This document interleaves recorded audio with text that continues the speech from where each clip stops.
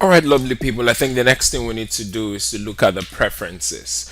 Okay, so let's just talk about what this, the preferences, what the settings are. All right, when we talk about IP and ports, like I talked about from the beginning, we decouple Smart Examiner, okay, to allow for any number of schools or organization the way they act, the way they want to run the system. All right, so you can have a number of manager PC applications, manager applications running on many computers, okay, but you would only have one Soft server PC. Okay, so this says where is the Soft server PC installed? What is the computer's IP address? That's what we need to insert here. And then this says what is the IP address of this manager PC? Okay, because this is a Smart Examiner manager which we're running. Okay, what's the IP address of this computer? So if you install this manager computer in like 100 systems, each of them are gonna have separate PC IP address, but they would, or they're supposed to all have, the same server, Resource server. Because I would assume that you're just using a single Resource application server. But we've also dealt with schools that like to also decouple the application, so they install one, they have a single installation of this the whole Resource application server and manager bundle in one section of the school, and then in another section like another hall, probably a little bit far away. That sort of thing. We have schools that do that already. Okay, so it depends on what you want to do. Okay, the ports are just the listening ports. I would advise you don't change this. In fact, just leave it as it is. Okay, if you have any issues whatsoever connecting, I would say you should send us a mail. All right, just do not change this. But if you feel like you want to change it, you can go ahead. But you might, create some kind of disparities or some kind of issues with it from within the applications. And yeah, apparently just leave it as it is.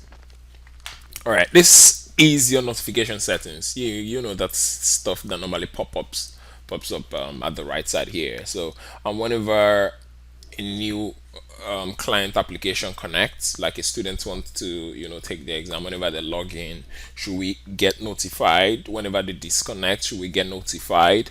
When they finish the exam, should we get notified? Now this is one of the security feature which we're going to talk about later. Okay, Smart Examiner ignores multiple connections, and basically if there is any rejection in the connection, should we be notified? Okay, that's what this talks about. Now when we click on those on-screen notification, if you notice, they all go away immediately we click them. It's based on the setting. So what do you want to do now? Because of you could have a number of students like up to 500 connecting at the same time. It might be stressful to just be clicking them one after the other. So you could do remove all on-screen notifications. Okay, this says how many notifications is going to show up on the screen. So you could have a maximum of 10. Okay, but we recommend that you should put it 5. So if you want to change this, you can only put a maximum of 10. So when you click on anyone whatsoever, okay, do you want to remove that one or you want to remove all the ones that are showing on screen? We also have the options of showing the ones that are queued, because if there are so many connections, it's all is gonna queue up within the system. Okay, so you want to remove the queue, and the ones that are showing up is you can do that if you want to do. So I'm just going to revert this setting. So the client application setting. Now this says if you want to show the score or the results after the exam. Now this basically works if you've registered the application and you do not want the students to see their results immediately. You probably want to send it via email or via some other format like text messaging or whatever. Okay, you could say no, do not show results. By default it is checked. It means that the results are going to be shown after the exam. Okay, now this says now what that's one of the features of Smart Examiner. If you are writing an exam and I don't know, there's some power failure or whatever, okay, the when the system comes back up, you are going to start exactly where you stopped. Okay, that's one of the features we have within Smart Examiner. It's going to start exactly where you stop. Now, by default, it saves on the local system. Okay, but this option says, do you also want to save on the server? So it is possible that I could be working on the system and then the system crashes, like it doesn't come on again whatsoever. Okay, if I go to some other system, do I start exactly where I stop? Okay, if this is enabled, it means that you're going to start exactly where you stop.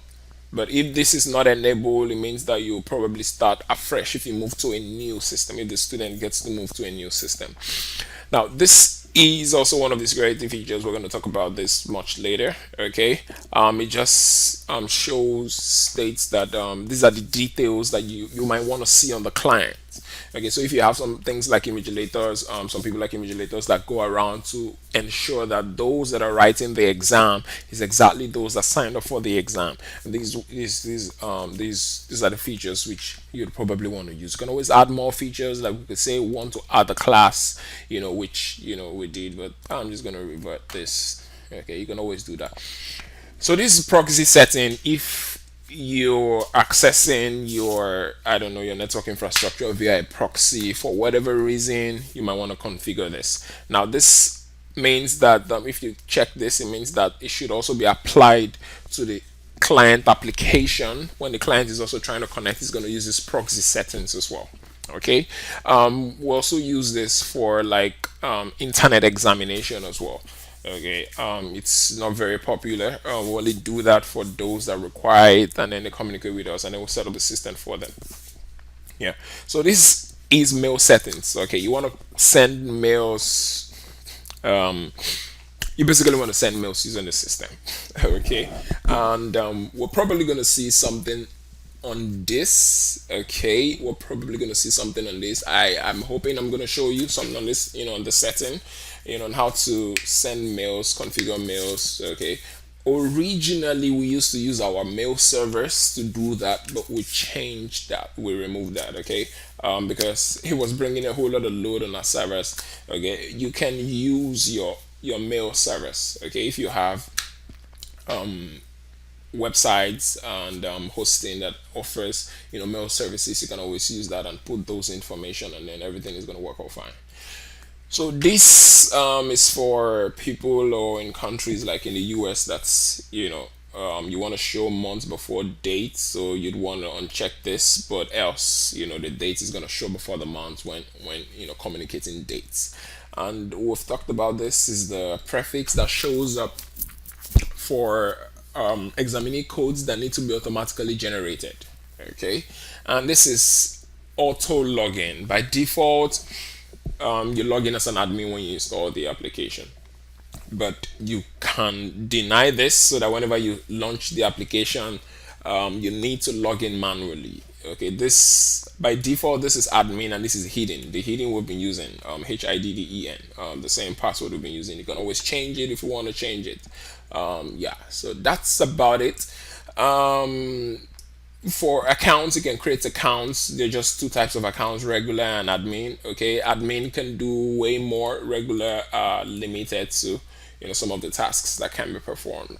And I don't know if we're gonna do something on accounts, but if we do, I would probably let you know. Else, it's really not a big deal. So it's either you're an admin or regular. So if you don't want to create an admin account for people that would just be taking like photographs of the students that will be writing the exam, or making slight changes to some of the data, you should just put them as regular. For those that need to like have full access to the system, then yeah, you give them admin. I think that's just about it. It's quite simple. All right, thank you so much for watching this. See you in the next tutorial.